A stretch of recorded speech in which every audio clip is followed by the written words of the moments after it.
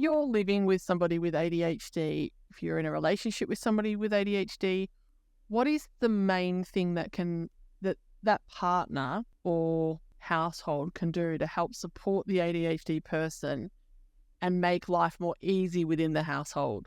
Because there's a huge amount of stress for a husband that's dealing with an ADHD wife and a wife that's dealing with an ADHD husband. Right. So how do you support and get the things done that you need to do as a couple and then not create that conflict? If I had to pick one, again, this goes back to my field. It depends. Every situation is different.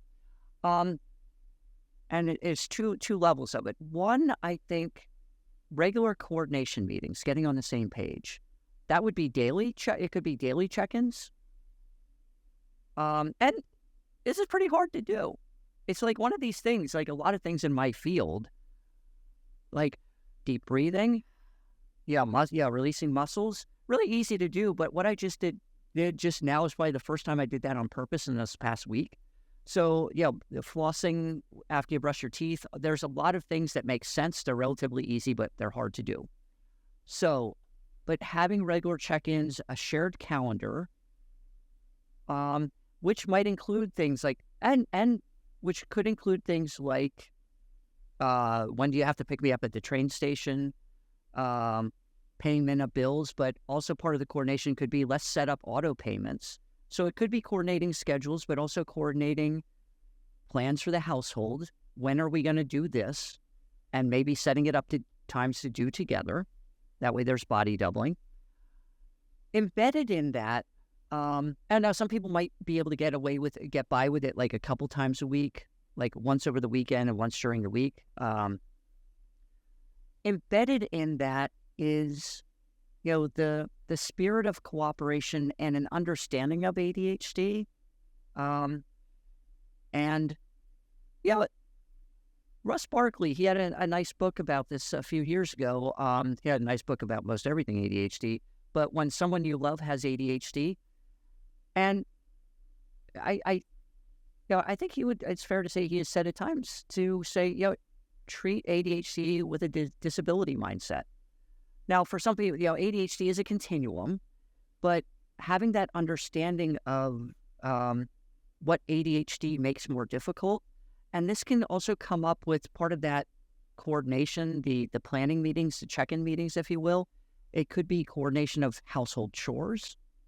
And, there might be things that the ADHD partner says, I'm better at the hands-on chores, taking out the recycling, things like that, where I can see it and feel it, but bills and things like that. Now, the other partner might say, hey, I'm not wild about doing the bills either. So, but just negotiate, the negotiation. And folks with ADHD, the partner with ADHD, there's also where the partner without ADHD, it might be some understanding there's going to be slip-ups and mistakes despite all the best plans. Oh, I forgot to look back at the calendar that we set up or log on to it. And the person with ADHD might go, well, I can't just select all the chores I want to do and not anything I don't want to do. There might have to be some quid pro quo, some reciprocity. So in terms of coping skills, utilizing treatments, there's a phrase out there, ADHD is not your fault, but it is your responsibility. Now, it doesn't mean people can do everything, but, using the supports and, both partners having, this can be oversold, but, a sense of good humor about things. Now, there'll be mistakes that are frustrating. But then later on, after the frustration passes, there can be the reframe of, well, this is what happens with ADHD, and also that reminder of, what can be some of the positive traits that were and hopefully still are attractive, and, some of the things that, and this is good for any couple, but, still work really well in the relationship, and looking for the flowers in the garden as much as the weeds, and hopefully there's more flowers.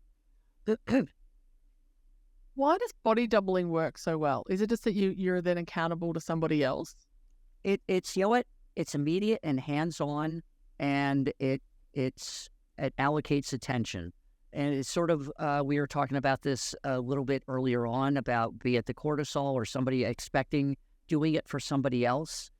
It is another way to generate emotions about the task. This person's relying on me. Now, again, that can be something that's too far away if the person's not present. But if somebody shows up to go for a walk, now, again, this could be beneficial for anybody, like personal trainers at the gym. We're paying a trainer to do the workout at the gym we're paying a membership for. But knowing somebody's there and that commitment, and this is the social side of ADHD. I don't want to be late for them. So that helps people, or I have a meeting with my supervisor to provide the update on the project. So I think it's part of that positive side of human nature there.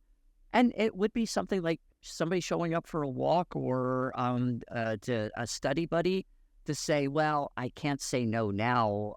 I wouldn't go to the library to study, but my friend showed up, so I should go.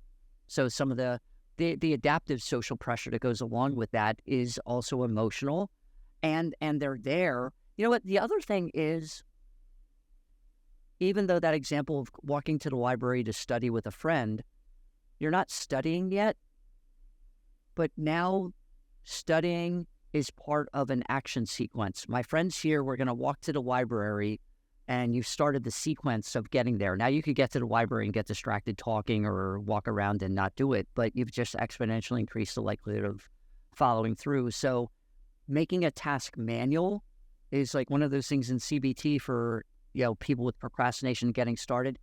How do you touch the task? How do you make it manual so it's real and not just lost in your head?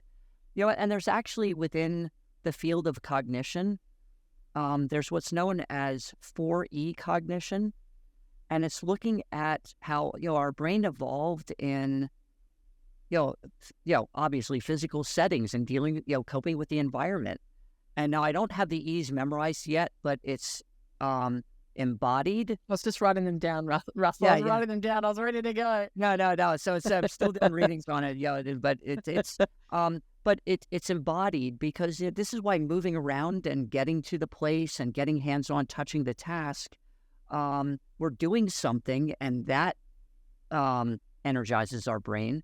That would be the inactive, embodied. It's embedded, because we evolved in context. That's where the executive functions, dealing with other people, dealing with situations, pacing out our work. And, if we can get to where we're, if we can get to the library or get the book we're going to read or reread the last 2 paragraphs I wrote in the chapter I'm working on or something like that. I still haven't I haven't produced anything new, but now I'm engaged, and there's another E in there too. So embedded, inactive, embodied. I can't think of the other one. 3 out of 4 is not bad though. So reinforced partial success. No, but I think it's a counterpoint to like the information processing view of the brain. And I don't think either of them are wrong. I think they're nested together. They complement one another. But the 4E, I think it's, there was a nice popular book on this a couple of years back, The Extended Mind by Annie Murphy Paul. It wasn't about ADHD, specifically, but just how the environment, our work setting, can affect our cognition, like the feedback loop between us and the environment, and other things that are helpful for engaging our brains.